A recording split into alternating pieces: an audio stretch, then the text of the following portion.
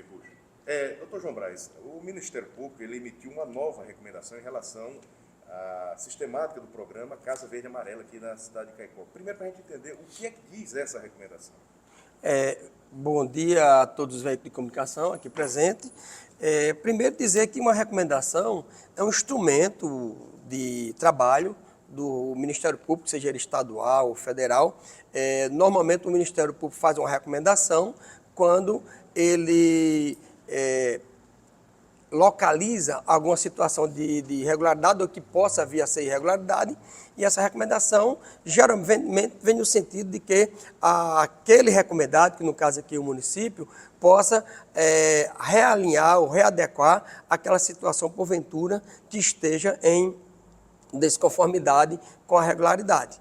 Então, no caso da recomendação do MP, em relação ao programa Casa Verde e Amarela, que o Ministério Público recebeu denúncias de que alguns beneficiários teriam sido eleitos para o ingresso nesse imóvel de forma irregular.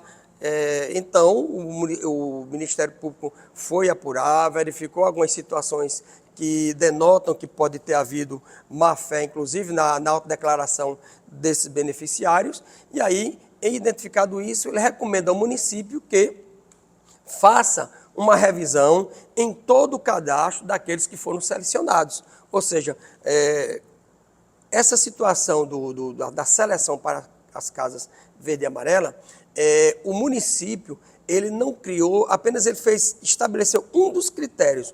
Todos os demais critérios vieram do próprio governo federal. O único critério que o município acrescentou foi de que o cidadão, para ter direito a esta casa, ele teria que residir em Caicó, e ponto.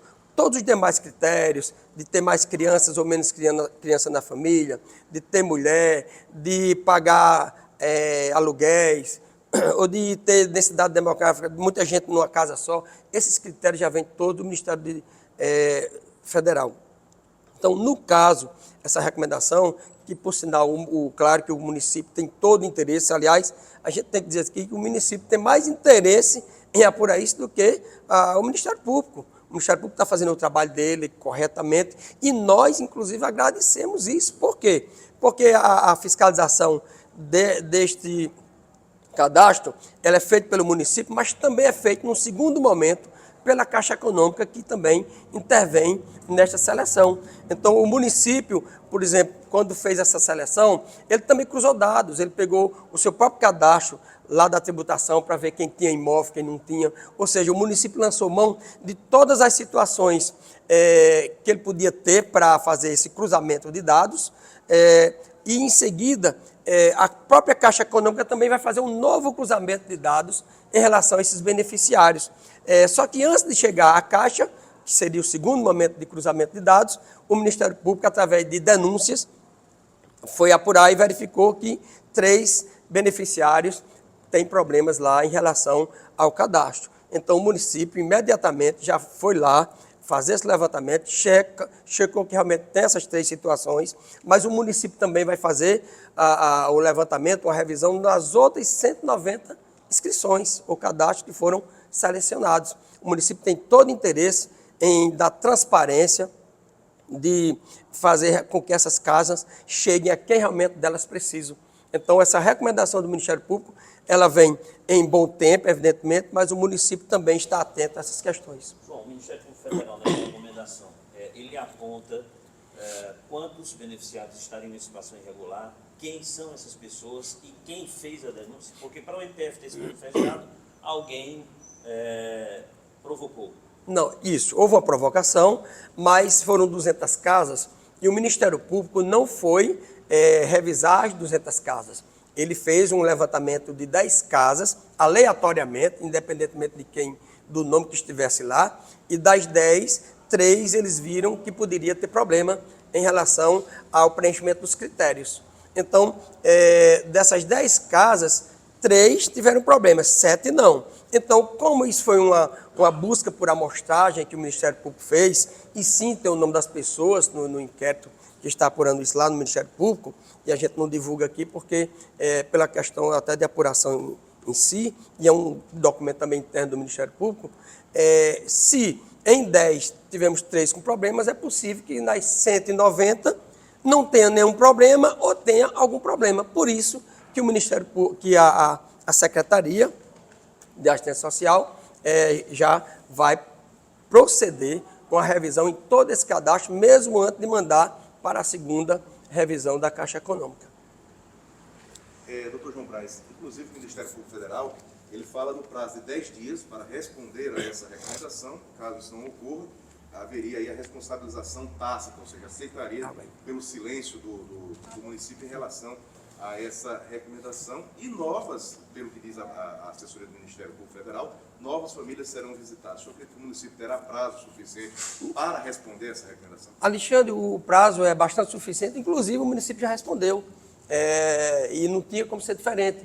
O município, através da secretaria de seu prefeito municipal, já mandou por ofício, dizendo ao Ministério Público que acata, que acolhe a recomendação em todos os seus termos. Por quê? O que o Ministério Público está querendo é fazer com que essas casas cheguem ao que o projeto visa, que é casas para quem não tem casa e quem precisa dela. Então, se houve essa denúncia ao Ministério Público, que podia também ter chegado, se essa denúncia tem chegado também à Secretaria de Ação Social, a Secretaria também iria apurar, era dever dela. Mas como chegou primeiro ao Ministério Público, ele passou a apurar, recomendou, nós, inclusive, já mandamos essa resposta dentro do prazo, dizendo que acolhemos a recomendação, e essa recomendação vem dando prazo justamente para que a gente possa fazer essa revisão em todas as 190 que precisam ser feitas, né, todo o trabalho para deixar a coisa bem enxuta, bem clara em relação às pessoas que foram selecionadas. Nas 3 apontadas pelo MPF, essas 3 apontadas pelo MPF realmente têm problema? Vocês já identificaram isso? É possível que sim. Inclusive, os nossos assistentes sociais que foram fazer um levantamento prévio lá, acredito que sim. E muitas coisas, Sidney, estão ligadas à questão da autodeclaração. É importante que a população saiba o que é isso. O que é a autodeclaração? Ora, um programa como esse, que vem para pessoas de baixa renda, ele não vai exigir que a pessoa, por exemplo, comprove a sua renda. Às vezes é uma manicure, às vezes é um mototáxi que não tem uma firma individual, às vezes é um carpinteiro, um autônomo e que não tem como provar sua renda. Então, a própria portaria que instituiu esse programa, ele aceita que você que busca ser um dos beneficiários dessa casa, você diga quanto você ganha. E quando você vai fazer essa autodeclaração, você vai dizer a sua vida. E nós temos, inclusive, em primeiro momento, que acreditar no que você está dizendo. Não pode ser feita uma fiscalização mediante o que ela falar. O que ela disser vai ser colocado no cadastro dela. E, claro, depois o município vai fazer o encontro de cadastro do município, de informações. A Caixa também vai fazer isso. Então, isso depois vai ser constatado e pode até não ser, né? Por exemplo, digamos que um dos senhores tem uma casa e a casa não esteja registrada no seu nome. Não esteja nem no município, nem tem a escritura pública, e você tem uma casa e você disse que não tinha. Então, pode ser que no pente fino uma coisa dessa passe sem ser notada. A questão da autodeclaração, ela é uma situação não só inerente a esses programas governamentais para pessoas de baixa renda, mas também, para você ter ideia, o próprio INSS, que é uma autarquia federal, hoje ela adota a própria autodeclaração. O agricultor que vai se aposentar, ele é quem vai dizer quantos filhos tem, que hora ele trabalha, se trabalha com a família, com quem ele trabalha, se a terra é dele ou não. E claro que aquilo ali é o que vale, até que se prove em contrário, aquilo é o que vale. Então, nessas situações, a gente sabe que nem todo mundo age de boa fé. Tem pessoas que no afã ou pela necessidade de querer conquistar um imóvel como esse, que é um programa importante e que nem sempre tem portas abertas,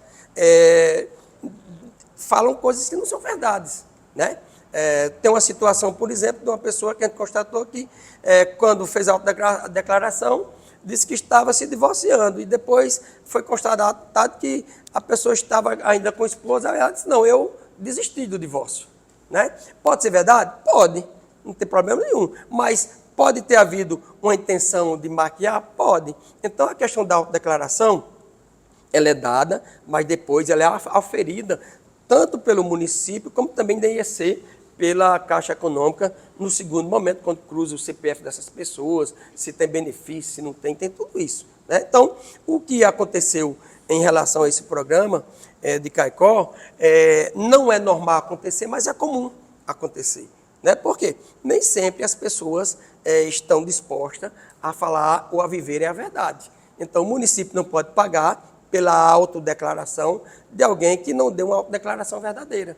E, por isso, existem as instâncias de fiscalização, como o Ministério Público, no caso aqui a própria Secretaria, a Câmara Municipal, que também é um poder que fiscaliza as ações municipais, públicas, né? Então, é para isso que existe esse instrumento, esses canais, e a gente está aqui plenamente colaborando com o Ministério Público, evidentemente, mas também na vanguarda disso, buscando fazer um levantamento através de uma revisão desse cadastro, para que se apure se houve ou não situações como essas em outros cadastros.